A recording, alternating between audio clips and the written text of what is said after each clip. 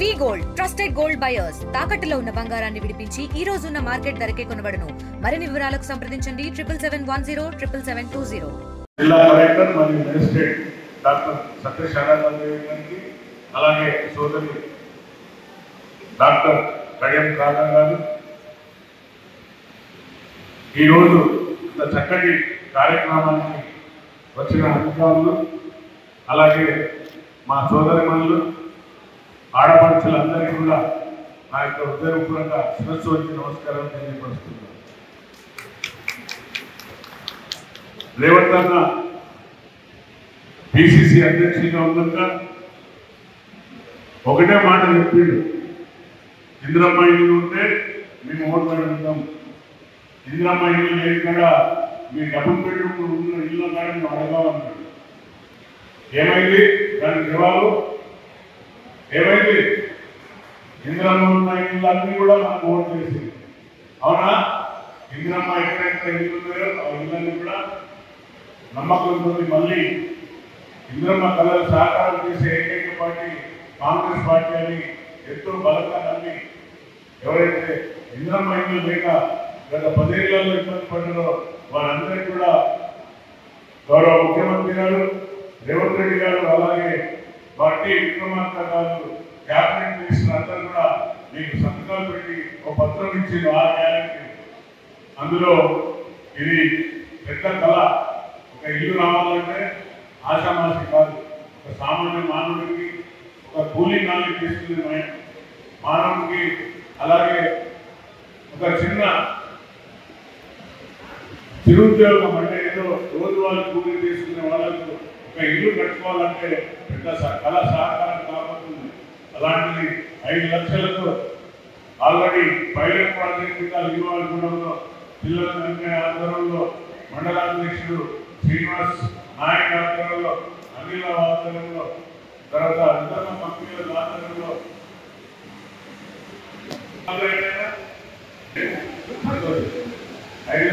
కావాలి. సో అంత చక్కటి కార్యక్రమం పైలట్ ప్రాజెక్ట్ కింద 25 ఇల్లు మనం ఇవ్వడం జరిగింది. అలాగే మొత్తం కూడా ఆరోగ్య గ్రామంలో కూడా చేసే వాళ్ళు ఆల్రెడీ స్టార్ట్ వచ్చింది. మనం తెలంగాణలో పోటీ పడితే మనమే ఆపుతున్నాం. ఎందుకంటే వేరే కాన్స్టిట్యూన్సీలు ఎవరు కూడా ఇంత స్పీడ్గా అంటే లాభాలు వచ్చిన ఇల్లు లేవు. అందరూ బేస్ చెట్లు లేకపోతే పునాది పునాది ఎందుకంటే గోడలు రావడం. కానీ మన ఒక వర్ధనపేట నియోజకవర్గంలో నా పైన అంత విశ్వాసం ఉంటుంది.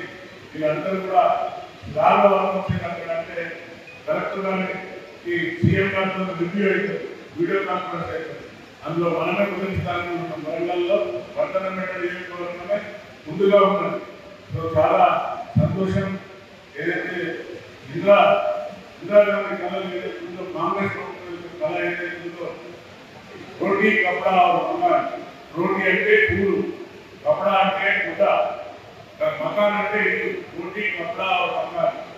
ప్రభుత్వం ఏదైతే ఇందిరాగాంధీ ప్రభుత్వం నినాదంతో కాంగ్రెస్ ప్రభుత్వం ఈ యొక్క భారతదేశానికి వెళ్ళిన చరిత్ర, భారతదేశంలో ఇల్లు లేని నిరుపేదలకు కట్టించిన చరిత్ర కొన్ని కాంగ్రెస్ ప్రభుత్వానికి ఉంది. అదే ఈ రోజు మనం సహకారం చేసుకోబోతున్నాం. లబ్ధిదారులందరికీ కూడా నా తరఫున హృదయపూర్వక శుభాకాంక్షలు. మీ అందరికీ కూడా ఎవరు కూడా నిరుత్సాహపడకండి. రాని వాళ్ళు అంటూ ఎవరు ఉండరు. లేని వారు ఎవరైతే ఉన్నారో ప్రతి ఒక్కరికి ఇల్లు వస్తుంది. ఇప్పుడు మనకు 303 ఇల్లు ఇవ్వబోతున్నాం. అప్లై చేస్తుంది 550 మంది. మేడం కలెక్టర్ గారు అన్ని విధాలా వెరిఫై చేసి వారి నుండి సాక్ష్యాలు తీసుకున్న ఇల్లు మన ప్రతి మండలానికి 303 ఇల్లు కలిపి 20 కలుపుకుంటే 328 ఇల్లు శాంక్షన్ వచ్చినాయి. ఏదైతే ఇంకా శాంక్షన్ రాలేదో వాటి వెరిఫికేషన్లో ఉన్నారో అంటే పరిశీలనలో ఉన్నాయి. ఎవరు కూడా నిరుత్సాహపడకండి. ఎవరైతే భూమి లేకుండా నిరుపేదలుతారో అంటే ఇల్లు స్థలం పెట్టుకుంటారో వారికి 2వ విడతలో కూడా తప్పనిసరిగా ఇచ్చే బాధ్యత ప్రభుత్వాన్ని. అలాగే గత ప్రభుత్వం అంటే గతంలో మన ఇందిరాగాంధీ మన వైఎస్ఆర్ రాజశేఖర రెడ్డి గారు ఉన్నప్పుడు అప్పుడు కొన్ని ఇళ్లకు చేసి సిమెంట్ బస్తాలు పైసలు వచ్చిన వాళ్ళకు రెండో విడతలు ఇవ్వడానికి గౌరవ శాసన పొంగులేటి శ్రీనివాస్ రెడ్డి వాగ్దానం చేసిండు. ఎవరు కూడా భయపడకండి, లేకపోతే ఎవరు నిరుత్సాహపడకండి. తప్పనిసరిగా ఆ లబ్ధిదారులకు కూడా రెండో విడతల ఇళ్ళు వస్తాయి. ఎవరి మాటలు పట్టుకుని, ఎవరో చెప్పే మాటలు పట్టుకుని అయ్యేవి దళిత బంధువులాగా పద్దెనిమిది పొందులు కావచ్చు, ఇది ఇల్లు రాకపోవచ్చు అనుకోకండి. ఆ భయంలో ఉండాలండి. కాంగ్రెస్ ప్రభుత్వం ఏదైతే మాట ఇచ్చిందో ఆ ప్రక్రియ భాగంగా ఇది నిరంతర ప్రక్రియ.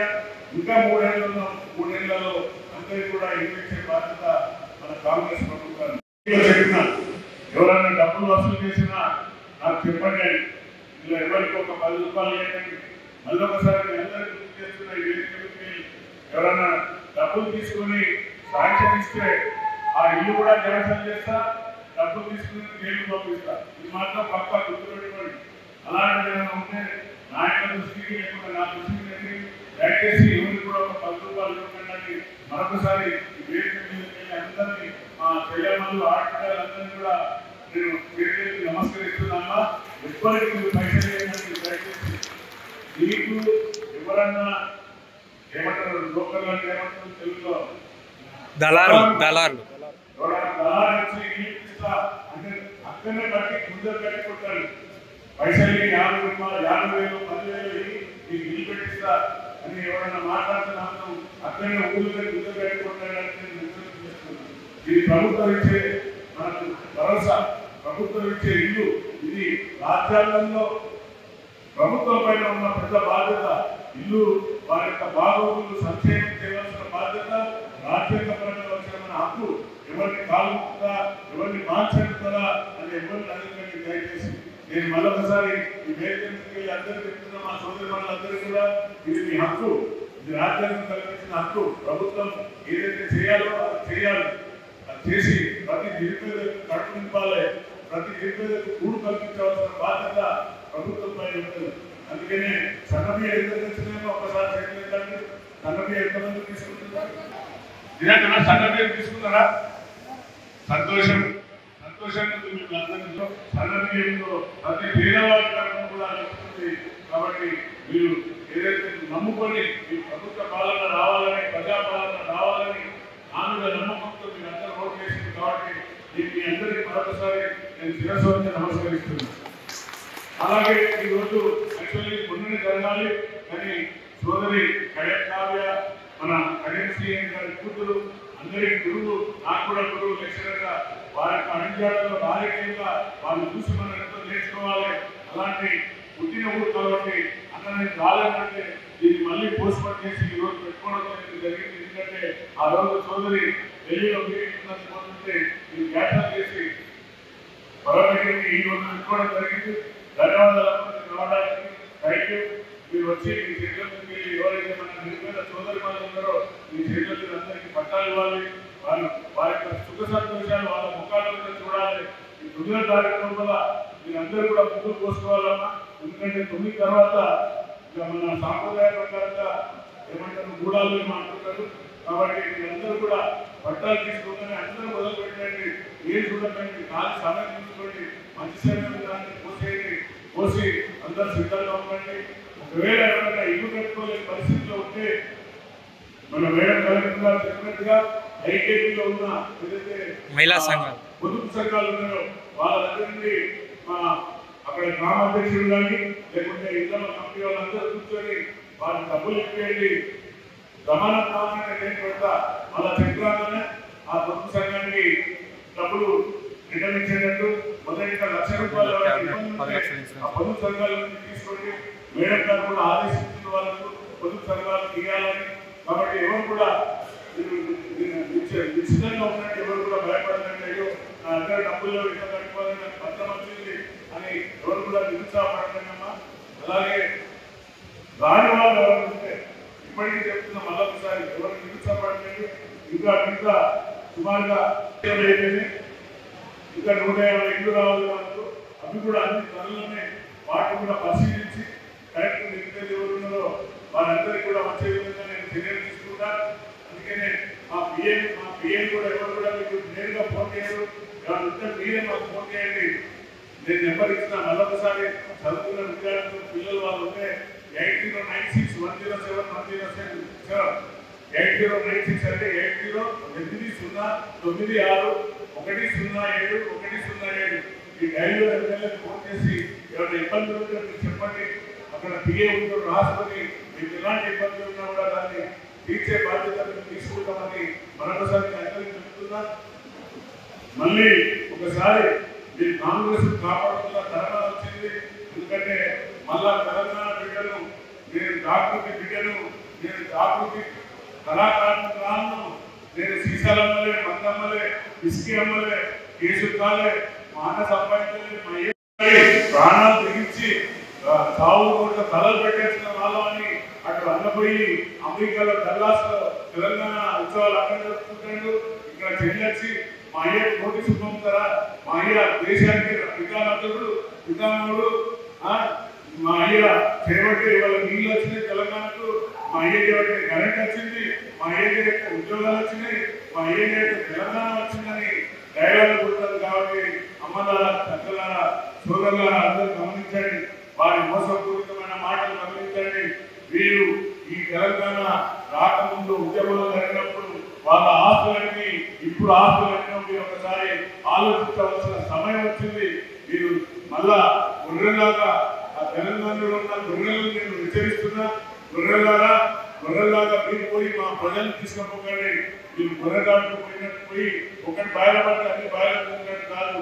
మా వరదగిరి ప్రజలు అత్యంత తెలివిగలరు, వారు నాకు ఎక్కువ మెజార్టీ ఇచ్చిండ్రు, మళ్ళీ నా సోదరికి డబల్ మెజార్టీ ఇచ్చిండ్రు. కాబట్టి మీరు ఎన్ని నాటకాలు ఆడినా కూడా మీ నాటకాలు వెళ్ళి మళ్ళా మా అయ్యకు నోటీసు ఇస్తారా, మా అయ్య జాతి పిత అని నిన్న ధర్నా చేసింది. కాబట్టి నేను ఒకటే విజ్ఞప్తి ఇస్తున్నా, ఈ తెలంగాణ జాగృతి మళ్ళీ వస్తే ఊరి వెళ్తారని తట్టుకుంటాడు. ఈ ఎవరైతే ఉద్యోగాలు ఇవ్వలేదు 10 ఏళ్లలో మన పిల్లలకు, మన కానిస్టేబుల్ వచ్చింది మన సోదరుడికి, ఆ పిల్లానికి ఉద్యోగం వచ్చి కానిస్టేబుల్ అయినా లేదా వాళ్ళ నాన్నకాయన జరగచ్చు, వాళ్ళ రోజు ఆశ్రయించి తీసేస్తే మళ్ళీ నేను పోయి గౌరవ ముఖ్యమంత్రి 2 సార్లు కాదు 10 సార్లు కలిసి అన్న చాలా బలైన వర్గాలు తీసుకున్నాడు, వాళ్ళ కుటుంబం అంతా ఆధారపడుతున్నది, ఆ పిల్లాన్ని ఉద్యోగం తీసేసింది అన్యాయంగా అంటే మళ్ళీ మన ఇన్స్టిట్యూట్ తెలియకపోతుంది. అలాగే ప్రభుత్వం మన కాంగ్రెస్ ప్రభుత్వం, నేను ఒక నాయకుడి కాదు సేవకులాగా పనిచేస్తున్నాను. బహుశా మీరు చూస్తుంటే ఒక చెల్లె, ఒక ట్రైబల్ చెల్లె, వాళ్ళ నాన్న భీమ్ సింగ్ 96 చచ్చిపోయాడు. ఎంటున్నారు బాబా అమ్మాయి చిన్న అమ్మాయి, 3 ఏళ్ళు 7 ఏళ్ళ అమ్మాయి, వయసు వచ్చే వరకు దాంట్లో మేజర్ అంటే వయసు రాకి ఉద్యోగం. ఆ అమ్మాయి మేజర్ అయ్యాక ఒక 100 సార్లు ఆఫీసులకు తిరిగి గత ప్రభుత్వం ఎవరు పట్టించుకోలేదు. బాబాను పట్టించుకున్న బాబాను కూడా పోలేదు. కనీసం అదే మరి ఎమ్మెల్యే లేకపోతే మినిస్టర్ ఇక్కడ ఉన్న గతంలో ఉన్న నేను గొప్ప మినిస్టర్ అని అర్థాలు పెట్టుకుని ఒక మినిస్టర్ తిరుగుతాను. మళ్ళా ఏమంటారు, ఏ గద్దలు అంటున్నది పెద్ద గద్దలు ఉంటాయి కదా, ఏ గద్దలు అంటారు సార్, మళ్ళీ వచ్చి ఫోన్ చేసి నేనే నీళ్ళు అనిపించినా, నేనే అది చేసినా, నేనే ఇది చేసినా అని డైలాగ్ పడుతున్నారు. కాబట్టి బాబాలో మళ్ళీ తిరుగుతున్నారు. మరి ఒక ఉద్యోగం ఇప్పలేకపోతుంది, ఒక మన పిల్లాన్ని పిల్లాన్ని ఇక్కడ ఉన్న ఎమ్మెల్యే ఇప్పలేకపో నేను పోయి కొట్లాడి ఆ పిల్లగానికి ఆ అమ్మాయికి చెప్పి అన్న సీఎం గారు ముఖ్యమంత్రి గారు పాపం ఎస్టీ బిడ్డ ట్రైబల్ బిడ్డ వాళ్ళ అమ్మ పెరాల్సి వచ్చి నా భర్త చనిపోయిన బాధలో ఆమె కూడా చనిపోయింది. ఆయన ఈ యొక్క జీవోలు ఏవైతే మనకు నిబంధనలు ఉంటాయో అవన్నీ కూడా సడలింపు చేసి ఆ బిడ్డకు ఉద్యోగం 35 సంవత్సరాలు వచ్చిన అమ్మాయి అయినా కూడా మా ముఖ్యమంత్రి గారు మన ముఖ్యమంత్రి గారు పెద్ద మనసుతో అమ్మాయికి ఉద్యోగం ఇచ్చింది. అంటే ప్రజాపాలన ఎలా ఉందో ఒకసారి ఆలోచించారు. ప్రజల పక్షాన ప్రజల కోసం నిరంతరం చేసుకుంటూ వస్తున్నాం. సన్నబియ్య ఇచ్చినాం, ఉచిత బస్సు ఇచ్చినాం, 200 కరెంట్ ఉచితం ఇచ్చినాం, ఈరోజు ఇస్తున్నాం, ఇంకా 5 రుణమాఫీ చేసినాం. మా పైన చిక్కట్ల మీద సురేఖమ్మ మీద అన్ని సోషల్ మీడియాలో వాళ్ళ మీద తప్పుడు ప్రచారాలు తీసుకుంటూ అరే తెలంగాణకి నష్టం చేస్తున్నారు. మన నేను కొట్లాడాను ఈ ఇద్దరికే కాదు 217 మందికి తెలంగాణలో మన నేను ఈ జ్ఞానం కోసం పోతే చాలా మంది విద్యార్థులు నా దగ్గరికి వచ్చారు. మాకు కూడా పోలీసులు పనిచేసిన ఆయన మీ అందరూ కానిస్టేబుల్ సెలెక్ట్ అయిన మాకు కూడా రాలేదు వస్తే నేను గంట సత్యనారాయణ ముఖ్యమంత్రి ఎమ్మెల్యే తర్వాత పెద్దపల్లి ఎమ్మెల్యే విజయరమణారావు కలిసి సీఎం గారి దగ్గర పోయి అన్న మన ధర్నా చేసినప్పుడు పోలీసులు బయట చేస్తారు అలాంటి కేసులు. తర్వాత ఒక పాప ముస్లిం పిల్లవాడు వాళ్ళ నాన్న పాత దుకాణం ఉంటుంది ఐరన్ షాప్ ఉంటుంది కదా అమ్మడానికి అలా కూర్చుంటే దొంగలంగా ఇప్ప సామాన్లు ఉండడానికి ఆ ప్లాన్ చదువుకున్న ప్లాన్ కేసు పెడితే ఆ కేసు కోర్టులో కొట్టడం వల్ల ఆ ప్లాన్ ఉద్యోగం రాదు. అలాంటి కేసు 217 మందికి అన్ని మేమందరం రిప్రజెంటేషన్ ఇస్తే పెద్ద మనసుని ముఖ్యమంత్రి గారు కంప్లీట్ చేసి ఈ రోజు 215 మంది మన కరీంనగర్లో ట్రైనింగ్ ట్రైనింగ్ పోతుంది. అంటే ప్రభుత్వం ప్రజాపాలన మా ముఖ్యమంత్రి గారు ఎప్పుడు పోయినా కూడా ఏ పని పోయినా కూడా మీ అందరికీ తెలుసు. ఇవన్నీ కల్లెడ అమ్మాయికి ఫస్ట్ ఆమె మెడల్ వచ్చినందుకు ఓన్లీ సిరాజ్ గారు ఇది తెలియని నిజామాబాద్ బాక్సర్ అమ్మాయికి ఇచ్చింది ముఖ్యమంత్రి గారు. మళ్ళీ నేను పోయిన అన్న ఎట్లయితే అమ్మాయి మెడల్ తెచ్చింది. అమ్మాయి కూడా మీరు ఆదుకోవాలి, చాలా కఠిన బీదస్తున్నారు, చాలా చిన్నతనం నుండి అన్ని ఎన్నో ఎదుర్కొని వచ్చిందంటే అమ్మాయికి ₹1,00,00,000 500 ఇళ్ల స్థలం అమ్మకుండలో ఒక విశ్వవిద్యాలయంలో వచ్చింది. అంటే ఎంత గొప్ప ప్రభుత్వం, ఎంత గొప్ప మనసు మన ముఖ్యమంత్రి గారు ఒకసారి అర్థం చేసుకోండి.